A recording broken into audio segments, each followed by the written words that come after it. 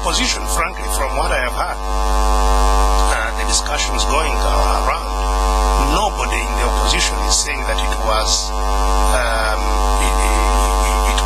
clean, legitimate payment. Nobody is saying so. Even those who don't want to return. Even those who have difficulty returning it, they are not saying it was good money. Some are arguing that this was a bribe, but if we give it back to the same thieves, they are also going to steal it. so we are not solving a problem. Right. Maybe we would rather commit it to something, use it in another way. The debate is in those dimensions. It's not in saying this is good money, it was justified. Because anybody, who pays any passing attention to how it was done will really know that it was illicit money. You cannot, in the middle of a campaign, pay out 20 million to members of parliament to go and monitor projects. Some of them in Kampala, agricultural projects? Not only in Kampala, even ex-official members of parliament who have no constituencies in which to monitor. In any case, if it is to do government work, why tax it?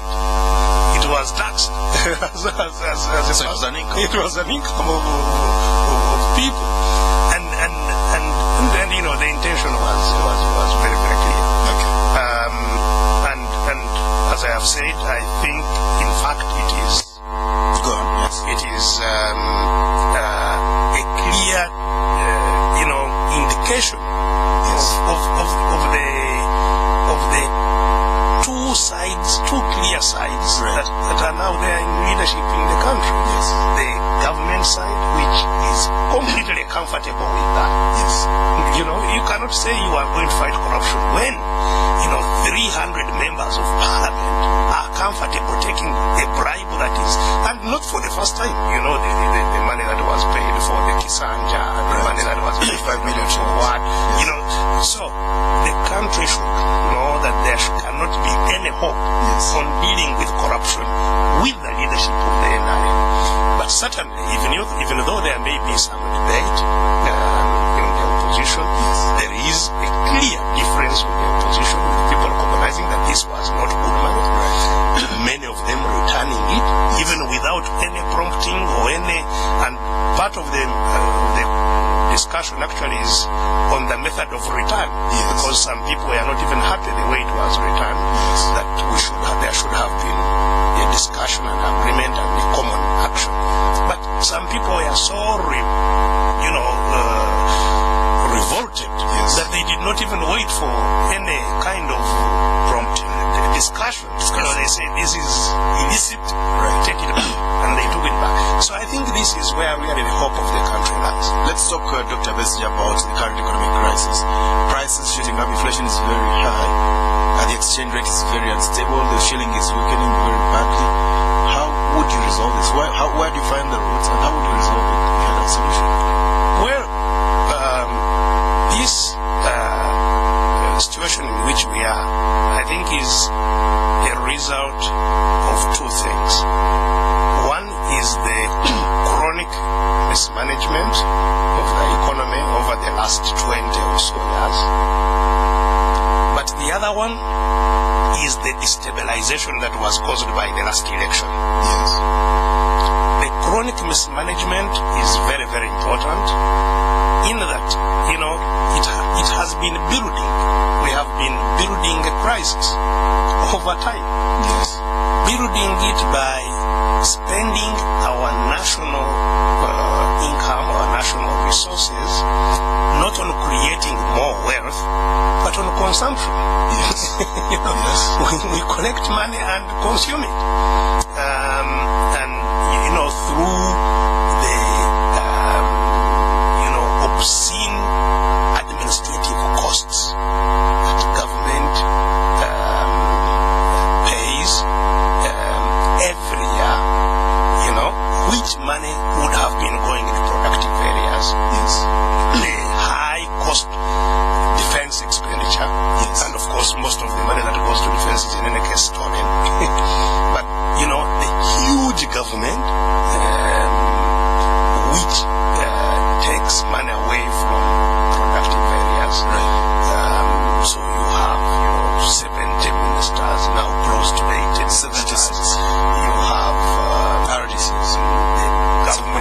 advisors. Now I have even lost count of the advisors of the president who are at cabinet level. Yes. Those senior advisors and I don't know what. Every, funny name I read has something attached to it, advisor to the president. And all this is very serious money that is going out of our coffers onto really non-productive things. So, this structural problem has been going on. The corruption, which is now systemic, is unprecedented, has been going on, unchecked all these years, in fact, escalating year on year. And then you have the wrong priorities. Yes. Which are on top of just what I have mentioned. Yes. Because we have not invested where people are.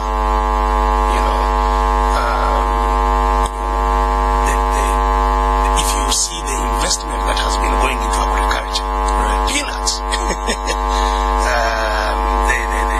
4% of GDP. Yes, but agriculture supports 85% of the population. You see investment in the infrastructure, investment in health. These have been very, very minimal, investments compared to the other areas that I was talking about that actually don't impact directly on the people. So these have been defects that have been there all these years. The effect has been to weaken production. So you find even when they are talking about the economy growing, the sections of the economy that are growing are controlled by just a few people. It's mostly infrastructure. Yeah. Which are gone. And controlled by a few people, those which are not there. The trade activities, the urban-based developments, construction of buildings in the town from the money that is stolen, and so on and so forth. And so you have had the majority of the people marginalized continuously over all these years, marginalized from the economy. Right. Now, this, I think, then received a huge shock in the last elections when, the government raided the Bank of Uganda, opened the vaults and lifted everything that was there and threw it into the country to try and buy votes. You know that even the money that had been collected, the old notes which had been collected and exchanged for new ones, they lifted everything and poured it into the country. Yes. Now, this was money that was not backed by any production.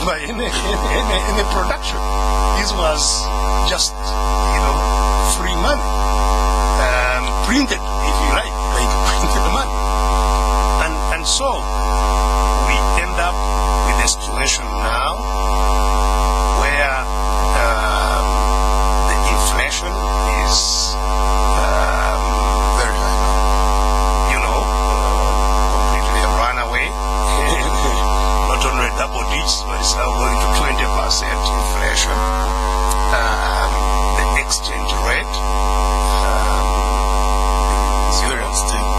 Not unstable. In fact, even the little stability that it attempts to, that is seen, is artificial stability because of the intervention of the Bank of Uganda, which is rapidly depleting its foreign reserves.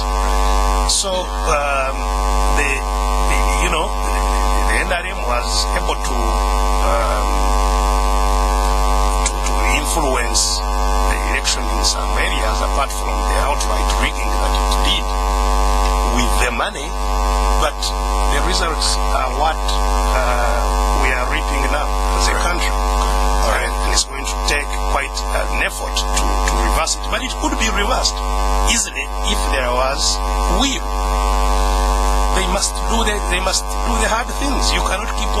as if, business as usual. If they have to reverse this, they must tackle the whole question. First of all, they must deal with the corruption. They must deal with the expenditure of government.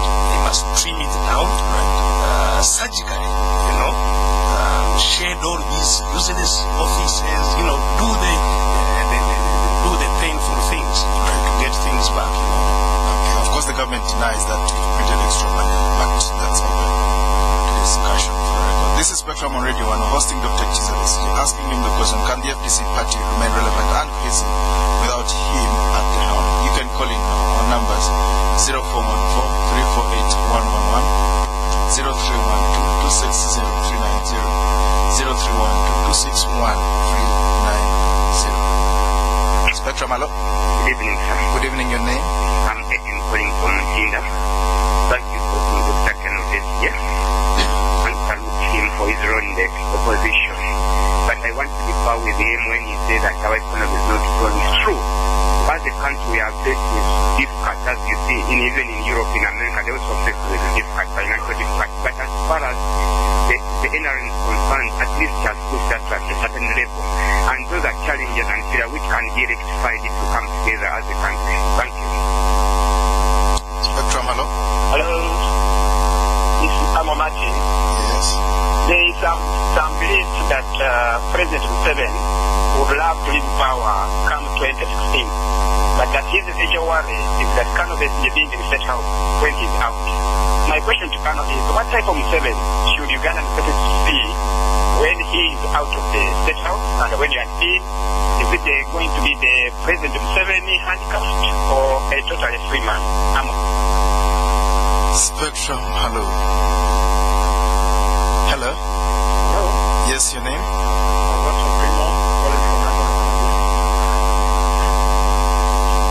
Please go ahead. Yes, thank you very much, Dr. Kiiza Besigye. All what you have spoken really very powerful. We hope very much that President Museveni will listen. I would think that you live in the party leadership is a very good thing, and we shall elect you to be the flag bearer in 2016 to raise all these issues. Thank you very much. Go ahead. All right. Spectrum, hello? Hello? Hello? Okay. Yes, this is Spectrum. Your name? Yes, Good evening. Your name, sir? yes, good evening, Mr. Edwin. Good evening, my friend. Your name? Now, Your name? Okay. Your connection is very, very bad. Spectrum, hello? Hello? Your name, sir? Hello?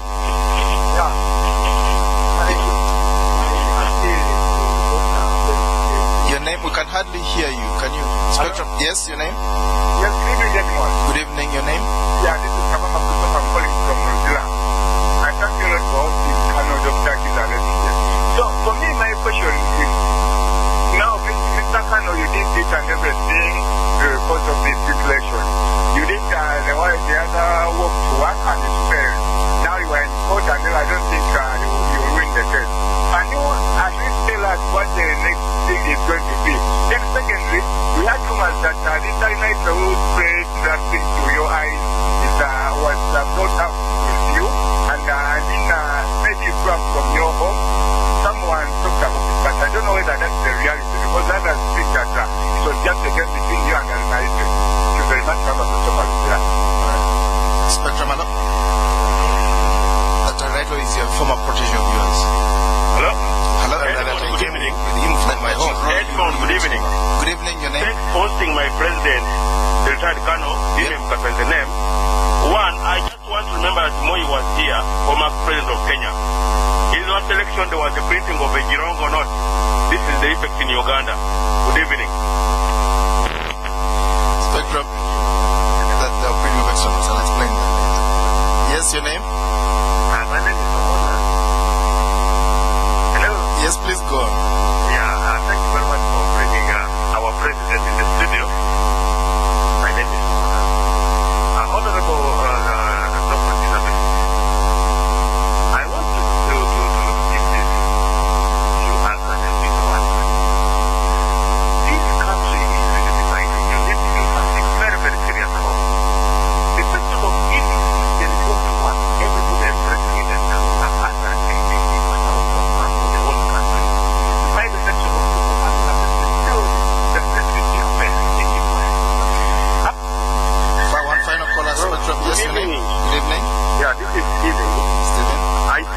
to differ with the Kano because though the president also contributed about the inflation, but also he's engaging in good work to work. It makes the situation to work. Do you still think that don't you need to apologize to Uganda because you worked in the state at east level? I think you should apologize. We go forward. Otherwise, in 20 years you contributed about 15. It's all right. Let's hear Dr. respond. Well, thank you very much all those who have been able to call in and give and make their comments or questions or ask questions. Well, the gentleman who called from Mtinda was saying that, there has been growth actually and that NRM has done something. I haven't disputed it. I have said there is growth. I have said NRM has done something. But NRM, for heaven's sake, has been here a quarter of a century. A quarter of a century, 25 years. 50% of the population in this country is below 15 years. Is below 15 years. It was 10 years before they were born. 50% of the population of this country. We have, I don't know whether people like the gentleman from Mtinda and some others who are calling ever get sick and visit any health unit in this country. Visit the national hospital in Mulago.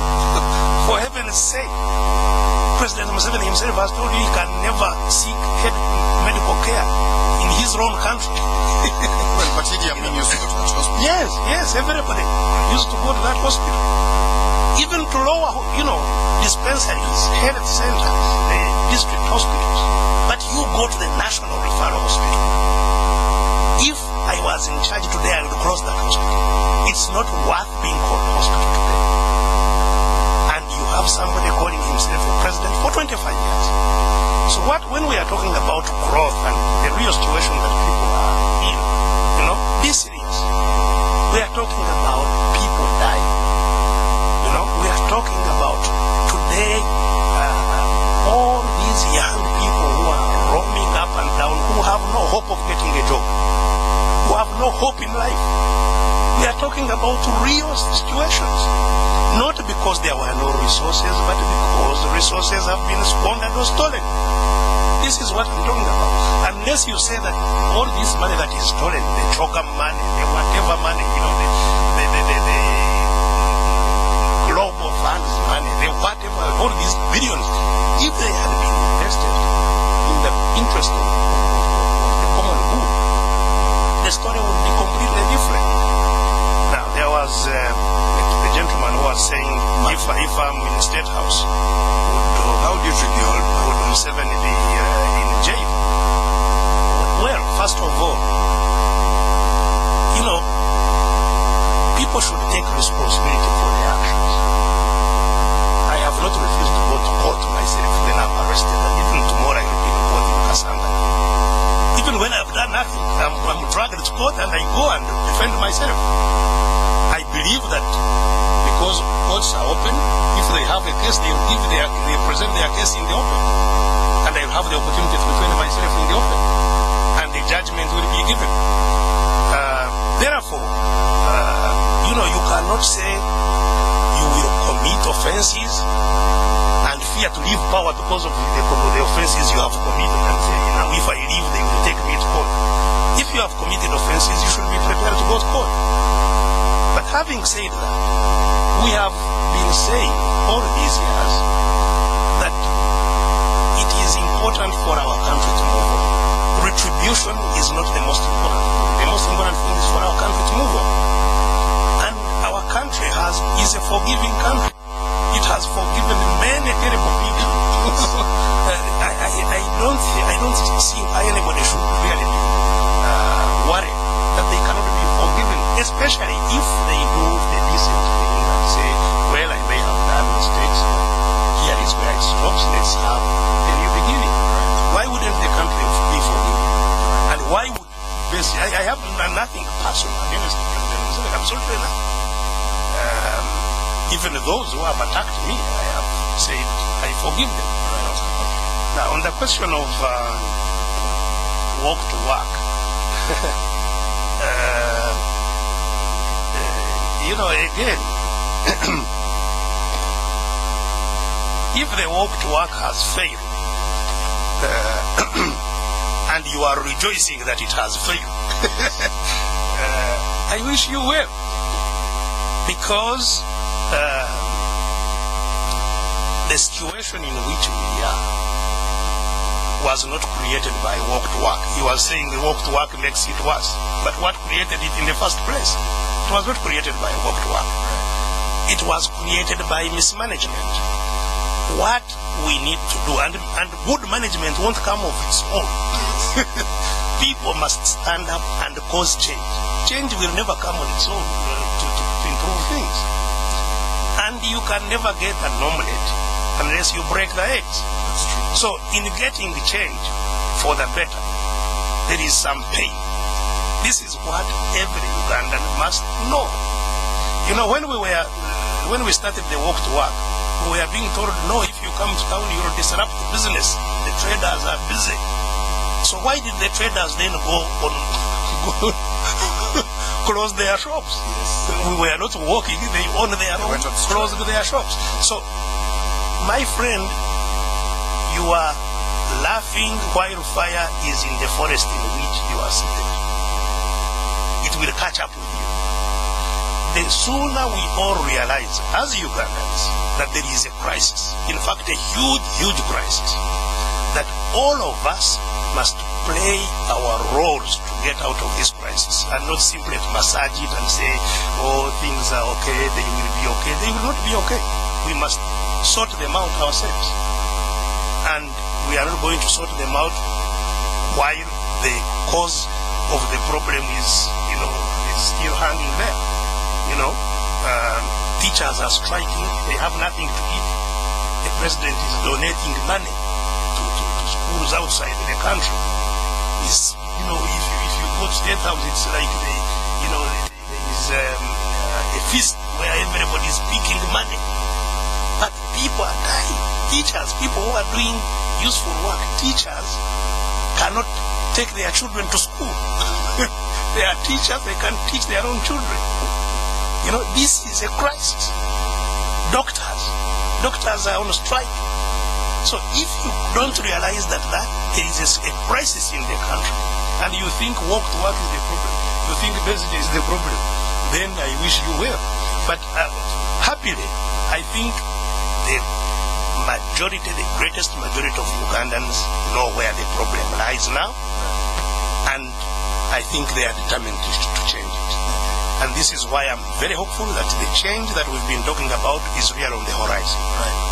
Christopher asked a little bit about the next course of action. The next course of action is really to maintain our defiance of the dictatorship. We must defy the dictatorship, and so whatever actions are called upon, and I participate, by the way, not as FDC, I just participate as an activist that wants change. Whatever actions are called upon to intensify our pressure on the dictatorship, on the regime, everybody should do their role, come up and express our displeasure. Yes, very briefly. Arenito, was he ever your protege? Did you raise him up some stage? Of course I didn't. I knew his father well. In fact, his father was a person who worked together with at some stage. But,